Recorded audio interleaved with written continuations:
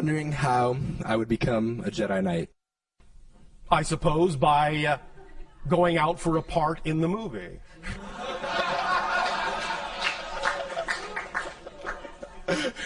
What is a Jedi Knight to you? What's your definition of that term? A selfless individual who can feel the life force of other people and beings around it, I guess, of anything, and can When you harness. say selfless, what do you mean? They do good for others. They do things for the benefit of others without doing it for themselves. But you understand that when you do things for the benefit of others, that is actually the best way to benefit yourself. Yes, I understand. So you are not selfless. So I'm very selfish then. And you're not selfish. You can, however, simply become self-contained. So the idea is that you understand you are connected to everything, and when you understand and behave that way, you will know you are included because you are a part of everything and cannot be left out. Therefore, you don't have to focus on yourself. So if that's what you mean by selfless, then fine. But it doesn't mean you're actually selfless. It simply means you're not self-focused. Gotcha. You're focused on the big picture of which you are a part. Does that make sense? That does make sense. All right. Then is that being closer to being a Jedi Knight? Yeah, but there's other parts too. Oh, all right. And what are they? I guess being able to... I'm not going to tell you how to build a lightsaber. I don't need to learn how to do that. That's irrelevant for me. All right. Just checking. How would I do the supernatural things that they do? I guess? Supernatural? Well, the things that society would deem supernatural that I... Oh, you mean the things that they do that come naturally to them when they operate on a higher frequency? Sure. Well, operate on a higher frequency. And how do I do that? I already told you. Follow my highest passion. Yes. Well, there we go. Cool. Behave in the manner that you wish your reality to reflect. Cool. Whatever temperature you want. Another question I have is, in my comparative religion class in school, the Hare Krishnas came into our class, and they worship Krishna as, God. Yes. Was that person like the physical manifestation of all that is? Or was it just... Every person is a physical manifestation of all that is. Nevertheless, some will, in a sense, as we were just speaking of, exhibit more of those qualities more openly. Thus, then, they often become, in a sense, well, focal points for that idea. However, because of the kind of belief systems that many humans have been taught on your planet, they often then, instead of actually getting the point, they worship the person. They worship the person. Because the point of any of those advanced teachers is that you are Krishnas too. You are Buddhas too. You are Christs too. And they all say as much, but most people ignore that part of the message. And just worship and proselytize instead of actually behaving as if. You follow? Yeah. Does that help? That does help. Another question I have is... You follow? Yeah. Does that help? That does help. Another question I have is... a monk came to our class too, a Buddhist monk, and he said Nirvana was different than enlightenment, and that the Buddha achieved Nirvana, which is he ended all suffering forever. His being. Is that... Again, the idea is that you have been given many examples of how to create certain states of being for yourself in which you do not have to experience the idea of challenge as suffering. Whether you allow yourself to begin to behave that way and take on that state of being is completely up to you.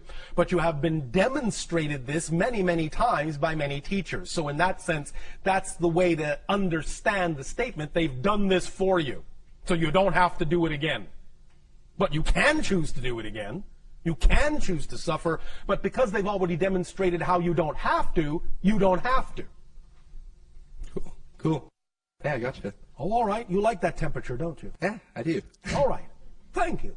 Wait, one last one. One more question. Okay. So, you've talked before that we're moving through time and space. Well, in a sense, that's your experience. And however fast you can, let's say you're moving 50% through, space, 50% the speed of light. Yes. That means your time is 50% And slower, space right? is 50%. But Yes. the speed of light is a speed limit. It's a speed limit of your particular dimensional reality. It's the border between your dimension and another one.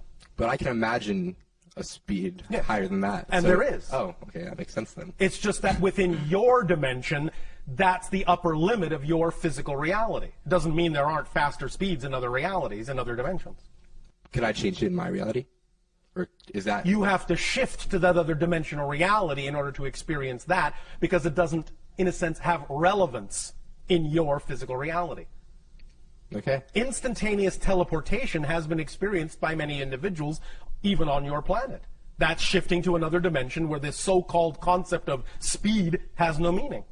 You simply are here, then you're there. No traveling in between. That's awesome. So it can be called infinite speed. Make sense? It does. Thank you. Another question from a News for the Soul listener. Oh, all right. You said we make good TV.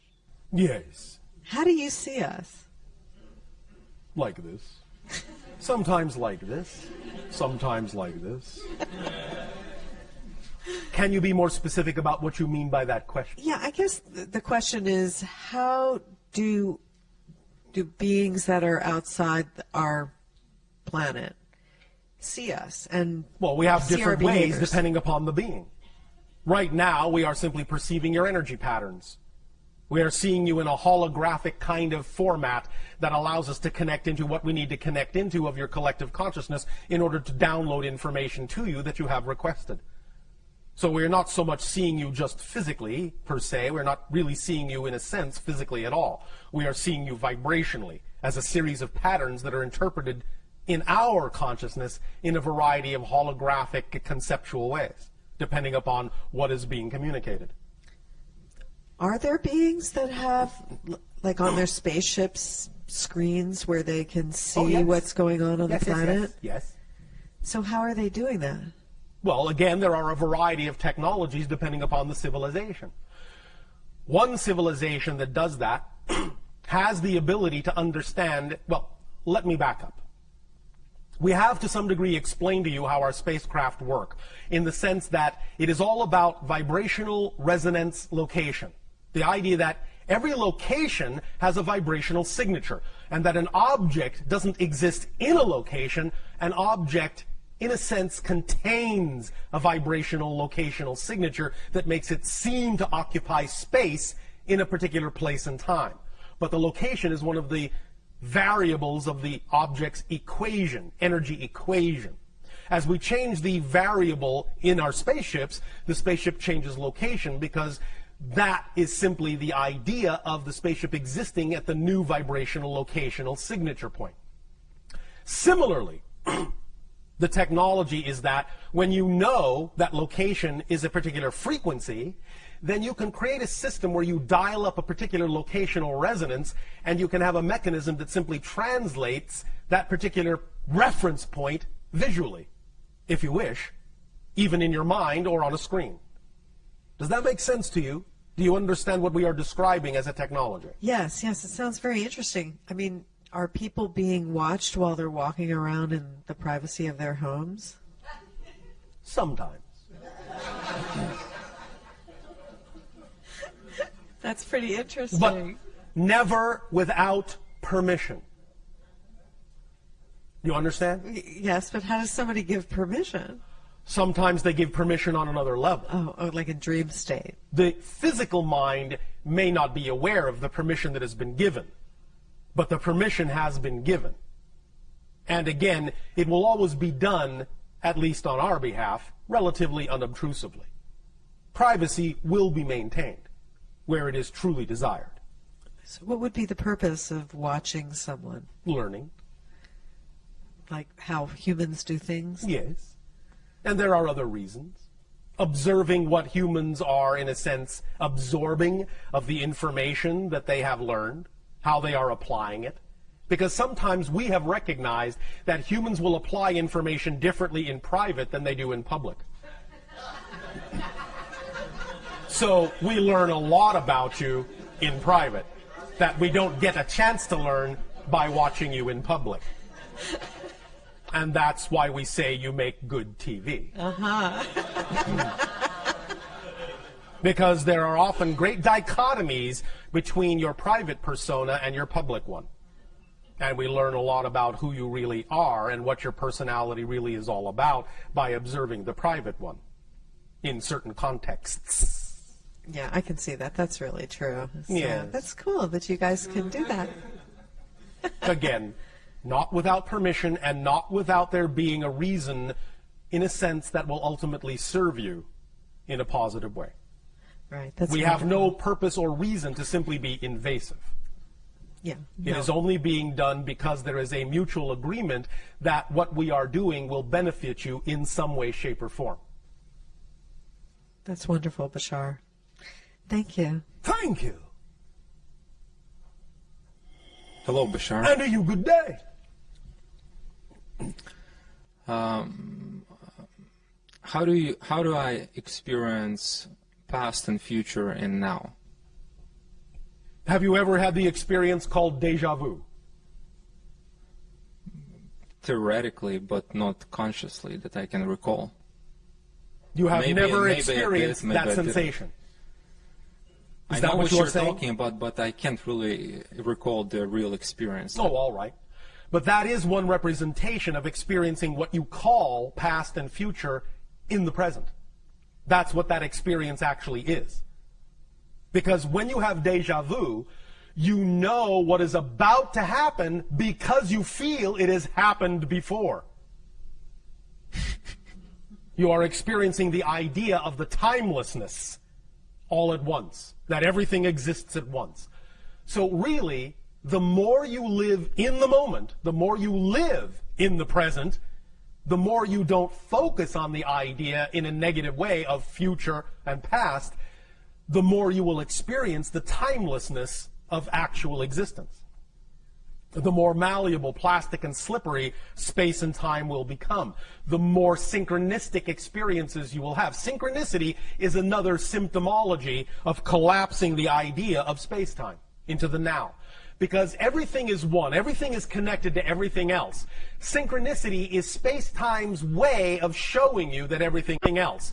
Synchronicity is space-time's way of showing you that everything is connected as best as it possibly can. Even though it may still be presenting it to you in a so-called linear fashion, one synchronicity after another, that is at least a more collapsed version of experiencing space-time, the experience of synchronicity itself, than a typical stretched out linear format. Does that make sense? But is this includes, for example, past lives, past experience? Again, remember, there is no real past. There is no real future. Everything exists now. The analogy we often use is your own television set. If you are sitting down watching a TV program, you know that at the same moment there are still hundreds of other programs that exist at the same time. They're not really in the past. They're not really in the future. You may not be perceiving them because you are tuned to one particular channel. But if you change the channel, you'll see that another program exists at the same time as the program you were just watching. Reality is like that. All the lives, all the experiences are going on right now. The more you understand and wrap your mind around that concept, the more you will actually start to experience reality that way.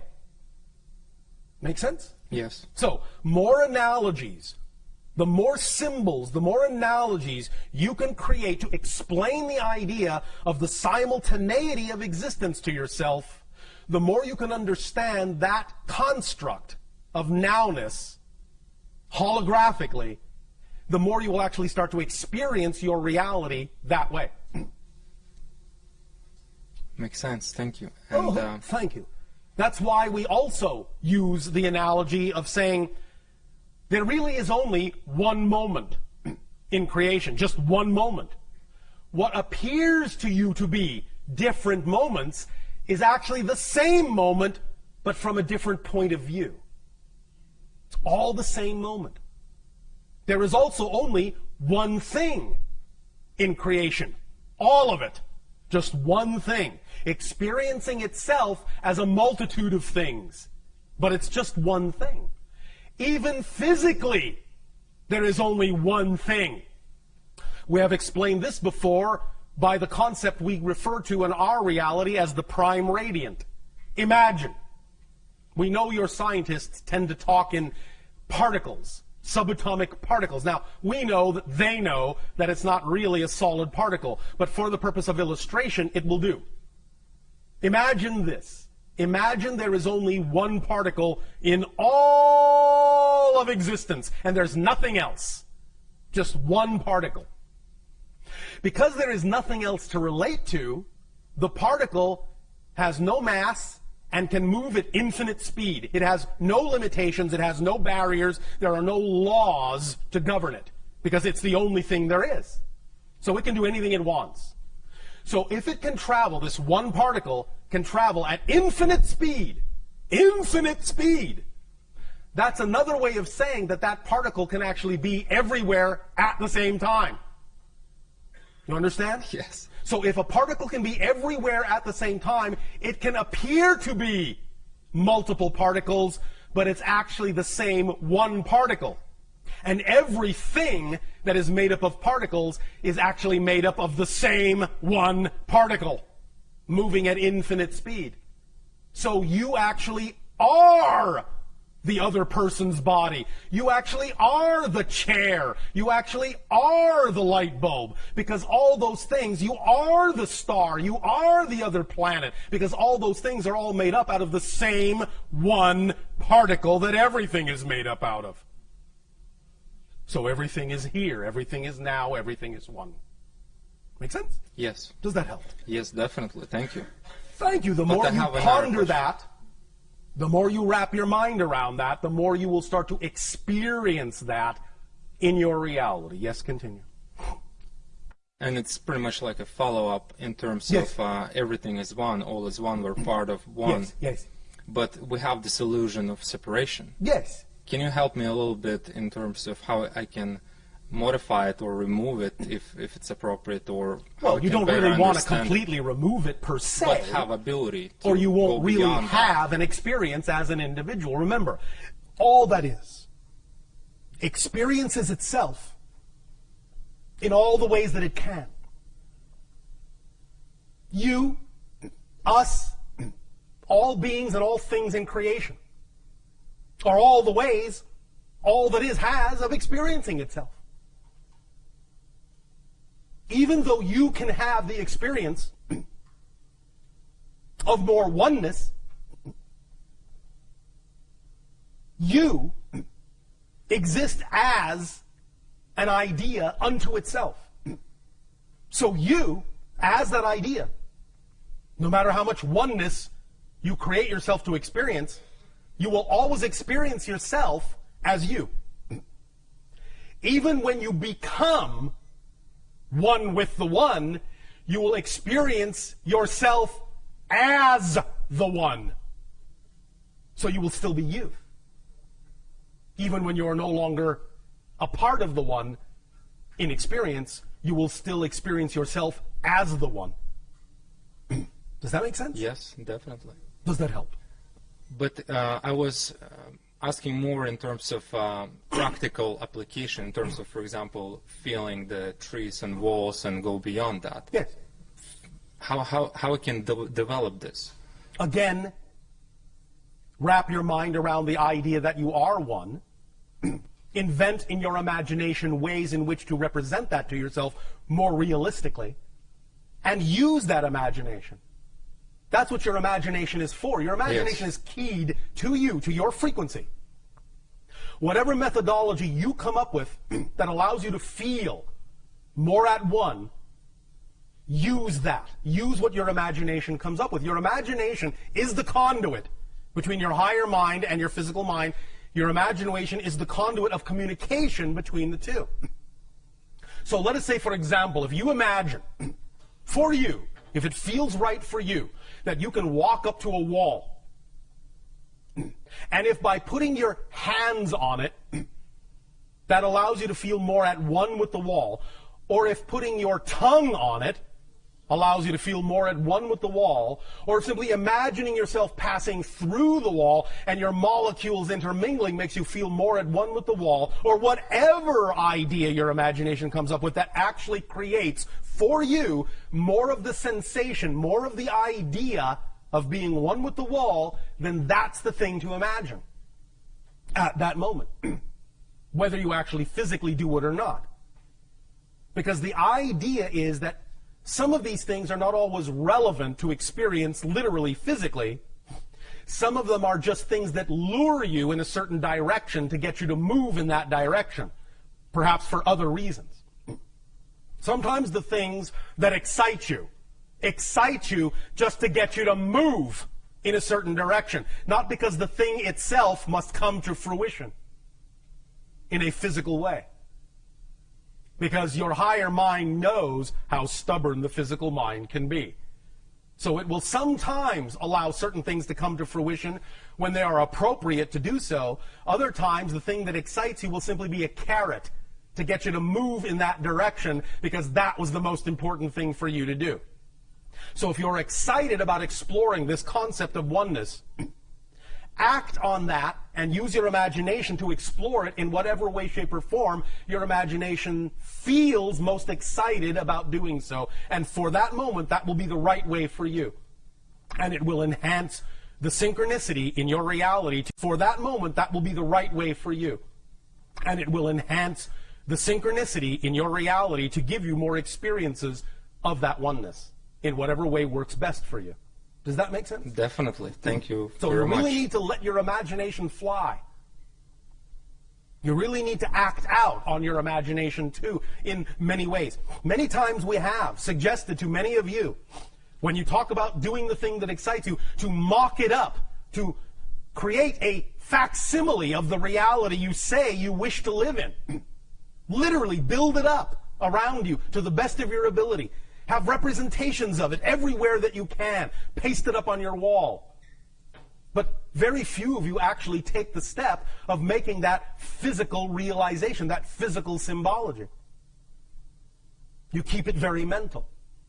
Acting it out acts as the completion circuit. It grounds the idea and lets your physical mind know that it actually has something physical to respond to as a vibration that is more representative of that reality you say you prefer. It's training your physical body to respond to that physical reality by mocking it up and existing in that simulated environment. It doesn't matter that it's a simulation if it makes you feel like it's real. Make sense? Yes. Does that help you? Yes. Thank you. And last question. Oh. I want to understand how the new point of consciousness got born. Or new consciousness got born. Probably it's more like a point. Essentially this way.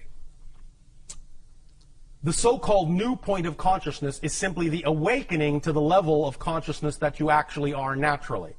The idea is that when you all chose to experience the idea of physical reality on Earth, you understood to some degree that you were going to go through a cycle of forgetfulness and limitation experience. But you are now at the end of that cycle. So you are remembering who you are. You're waking up and remembering who you are as spirits. That's what caused the idea of the spiritual awakening. You have almost completely finished with your cycle of forgetfulness.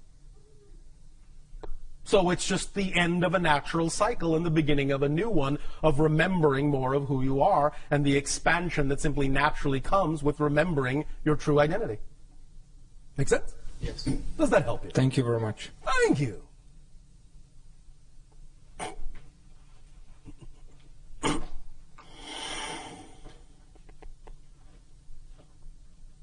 Thank you, April. Hi, Bashar. And you good day. It's a privilege and a pleasure to be here with you. It is an honor for us to communicate with all of you as well. Good, thank you. Speak up and be bold so that all may hear what you have to share. I shall speak up then. Thank you. By our thoughts, our choices, and our imaginings, as you said, we create our reality. Through your beliefs and definitions, You create your reality. Your beliefs and definitions determine what kind of feelings and thoughts and behaviors you exhibit. Right. That then reinforce the reality you have created with your belief. But belief is the blueprint. It's the first step. The definition is the key, not just the thought. I know that some people on your planet interchange those concepts and say thoughts create your reality. What they really mean is the basic fundamental belief creates the reality. What you believe is true is what you experience. Then your thoughts will go hand in hand to reinforce that. Good, yes, excellent. And so it's a very individual process, is it not? Yes, but there are collective components to it that you have all agreed to abide by in general. Which are prior agreements as to the structure of the earth and life, yes, and so on. Yes. Yes. Okay, good, yes. So if I create my reality and it is an individual thing within those agreements, within those prior agreements. Yes. I'm confused about the way in which sometimes you talk about the world that is, as if there's a world out there that we are all sharing. Yes. And all seem to be within this same world. Well, in a sense. We understand that sometimes the limitation of the translation of our thoughts into the human language may leave something to be desired and cause some confusion with regard to the definition of terminology. Nevertheless, there is a collective level to the agreement, and there is an individual level to the agreement, in whatever way you choose to experience it, in whatever kind of world experience you choose to believe you're having, which is also created by individual and collective agreement. Does that make more sense? Can you give us some more? The idea, again, is that when we say the world out there, we are simply referring to the idea of the illusion of physical reality. Yes. We know there really isn't a world out there. Yes. It's all happening within your consciousness. Yes. But when we use that term, we are more often than not referring simply to the idea of the experiential reflection, the mirror of physical reality that seems to be outside you. Okay. We simply don't always take the time to explain it in every single detail, assuming that you basically understand the analogy we are making without having to explain every aspect of it. But sometimes it requires a deeper explanation, depending upon the conversation. But fundamentally, we understand that it all takes place within consciousness, that there really is no outside. There really is no out there. But the experience of it is real, even though the thing itself is not. Does that make sense? Yes. So if I believe that the world is going to hell in a handbasket, then I inhabit a world that is going to hell in a handbasket. Then you're in the basket with it, yes. Yes. And if I believe that the world is not going to hell in a handbasket, I live in a world that is thriving and prosperous. Yes. Yes. Now, you have for many thousands of years, in your terms of counting time, in that experience, linearly speaking, agreed to have coexisting varieties of belief systems.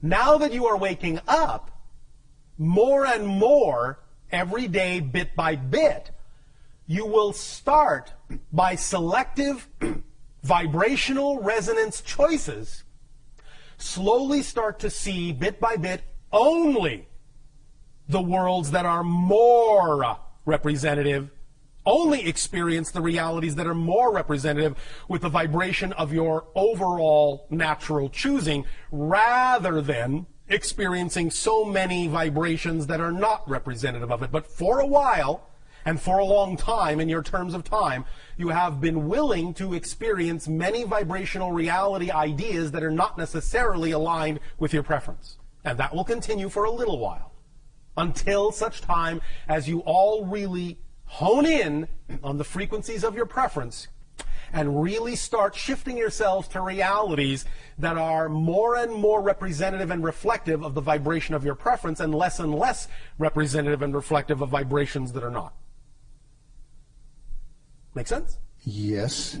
And when you use the term "you are waking up," Yes. it sounds like you're talking to all of us collectively here. Well, generally speaking, because if that were not the case, we probably wouldn't be having this conversation. Okay. But there's a version of me that probably didn't even make this meeting tonight, right? Correct. In some reality, you are not here. Exactly. And so there's... But that's not really you, in that sense. That's him. I understand. Good, thank you. Thank you. One last thing. Yes. One last thing. Yes.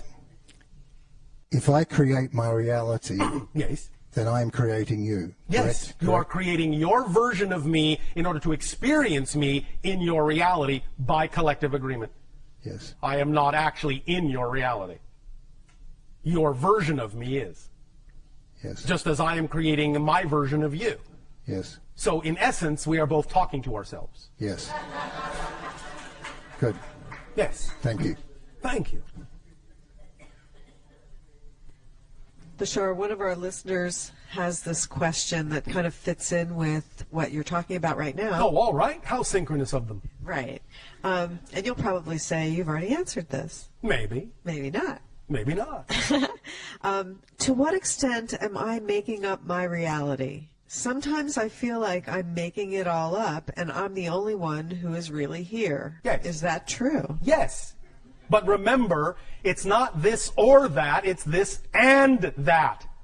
You are making it all up and you are doing it in concert with others who are also making it all up.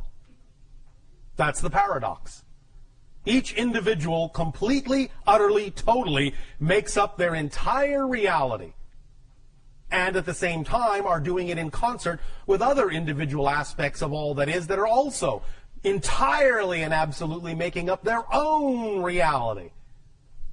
At the same time, they're doing it in concert with each other. It's this and that, not this or that. Creation is inclusive, not exclusive. Does that make sense? Yeah, it's amazing, that it works like that. Yes. So we're pretty much out of questioners now. Is there anybody left that was supposed to ask a question?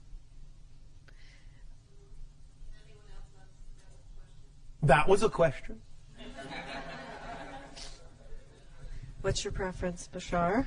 That person may ask a question if they have one. All right, but you must come down here and sit in the chair.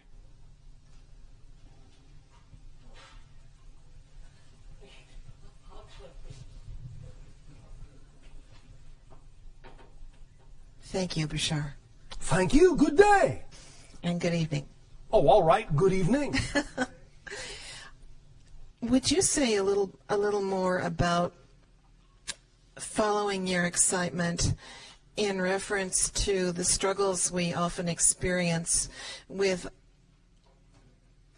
trying to act in our best understanding with what Sounds we like perceive? You're struggling with the sentence. Yeah, well, yeah.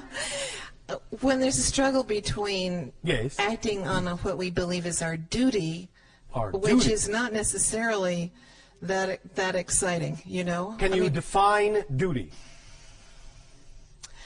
For example, Yes. well, something that I'm struggling with right now is a very sick parent who is Yes. requiring an enormous amount of time, energy, and attention. Oh, all right. And it's very difficult for me under these circumstances to be acting on my excitement. Why? Because most of my time, attention, and energy are taken up by responding to her needs. So, why are you making an association between one situation and another? How can you not? Good question. You can not. All it takes is a little inventiveness and imagination and trust that where you are choosing to be is where you need to be if you're choosing to be there. Let's explore this. I'm going to give you an example we have used before. But perhaps you can understand in this example how a variation of this idea can be applied in your situation and your circumstance. All right? All right? Oh, yes. Thank you. Want to make sure you're still awake. All right. Many people on your planet have been given belief systems that say, this cannot be something that gives me joy. This cannot be done as a living. This will not work. This makes this impossible. And all sorts of other belief system limitations that become self-fulfilling prophecies, self-reinforcing realities, experiences. People on your planet who have a different way of looking at things, who have different belief systems about what is and isn't possible, don't experience those limitations. Their reality reinforces for them the understanding that they can do this and do that. Like I said, it's not this or that, it's this and that. But it is often a limitation of imagination, a limitation of definition that allows an individual to believe that certain things cannot happen if they don't happen in a certain specific way. And it is relaxing the definition about how you think something must happen, how it needs to happen, how it can happen, relaxing those definitions that will allow you to actually experience how it will happen, but maybe not in the way you expected, maybe not in the way you were taught to believe it has to happen. You need to really stretch your definitions to include other ways, unexpected ways, creative ways in which you can act on your joy, while at the same time expressing your love for your parent. Do you follow? Yes. Now, before we continue, understand that this also extends to the idea of taking care of your parent. If you are willing to expand your definitions about what is possible in your reality instead of coming from a very limited point of view about how things must be done, as you say, duty, the idea is that even the caretaking of your parent could be being done in a very different way that's far more representative of your joy and your excitement. The idea is that you can attract to yourself the things, the people, the places, the things that can aid and assist you in that undertaking that are still representative of your love, of your caretaking, but you don't necessarily have to do it all yourself, and you don't have to assume that you need X, Y, and Z, or that can't happen.